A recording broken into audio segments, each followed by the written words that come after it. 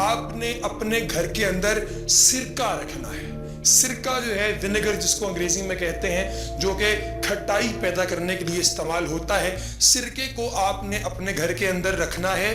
اور گھر کے اندر رکھنے کے علاوہ آپ جب کبھی کھانا کھانے بیٹھیں تو ایک عمل ایسا ہے جس عمل کو آپ نے کرنا ہے، اس عمل سے آپ کے کھانے میں بھی برکت آئے گی اور گھر میں کسی حوالے سے نہ تو کھانا ختم ہوگا نہ ہی رزق ختم ہوگا. اب میں آپ کو بتاتا ہوں کہ طریقہ کار کیا ہے. 99 بار آپ نے یہ پڑھنا ہے، یا فتاح یا کریم، یا فتاح یا کریم، یا فتاح یا کریم، یہ آپ نے پڑھنا ہے. اور اس کو آپ نے جب پڑھنا ہے تو 99 مرتبہ کی آپ نے تسبیح جو ہے وہ پوری کرنی. 99 ٹائمز آپ نے یا فتاح یا کریم کی تلاوت کرنی ہے. اور پھر اس کے بعد آپ نے ایک چیز اور مد نظر رکھنی ہے کہ آپ نے صبح جب بھی آپ یہ پڑھیں، آپ دن میں کسی وقت بھی پڑھ سکتے ہیں. اگر آپ صبح پڑھ رہے ہیں یعنی کہ فجر کی نماز کے بعد یا اس وقت، تو اس سے پہلے اور اس کے بعد آپ نے درود ابراہیمی پڑھنا ہے. اگر آپ رات کو پڑھ رہے ہیں تو بھی درود ابراہیمی پڑھنا ہے آپ نے، اس سے پہلے اور بعد میں. اور اگر آپ کو درود تنجینہ آتا ہے تو وہ بھی آپ اس سے پہلے پڑھ لیجئے، انشاءاللہ اس سے بھی بہت زیادہ برکتیں پیدا ہوں گی. اب کیا کیسے جائے؟ آپ نے سب سے پہلے درود ابراہیمی پڑھنا شروع کرنا ہے. بسم اللہ الرحمن الرحیم.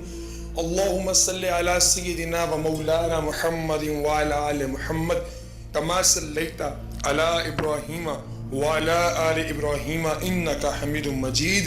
اللہم بارک علی محمد وعلی آل محمد کما بارکت علی ابراہیم وعلی آل ابراہیم انکا حمید مجید. آپ نے درود ابراہیمی تلاوت کر لیا.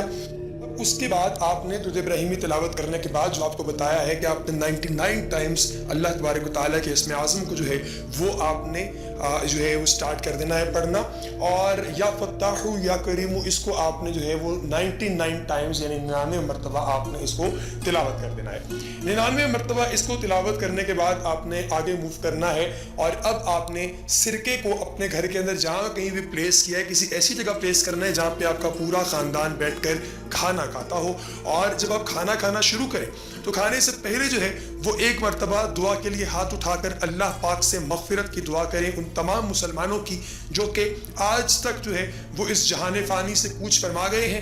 اور یہ بھی آپ نے دعا کرنی ہے کہ اللہ تبارک و تعالیٰ کسی کو کسی غم میں مبتلا نہ کریں، سب کی پریشانیاں سب کی ٹینشنز جو ہیں وہ خالق و مالک کائنات دور فرمائیں اور اپنا فضل و کرم جو ہے وہ ہر حال میں ہر شخص پر جو ہے وہ فرمائیں. جب آپ سب کے لیے دعا کریں گے تو پھر اللہ تبارک و تعالیٰ آپ کے ہر کام میں آسانی پیدا فرما دے گا، کیونکہ اللہ پاک نے یہ اپنے بندے کے لیے ایک چوائس رکھی ہے کہ اگر بندہ اپنے رب کے معاملات جو ہیں یعنی رب کے معاملات سے مراد جو خلق خدا ہے اس کے معاملات میں جب انوالو ہو جاتا ہے تو اللہ پاک کی ذات اپنے بندے کی مصیبتوں کو، اپنے بندے کی پریشانیوں کو، اپنے بندے کی ضروریات کو پورا کرنے میں جو ہے وہ لگ جاتی. اگر آپ نے ابھی تک ہمارا چینل سبسکرائب نہیں کیا تو پلیز اسے سبسکرائب کر لیں.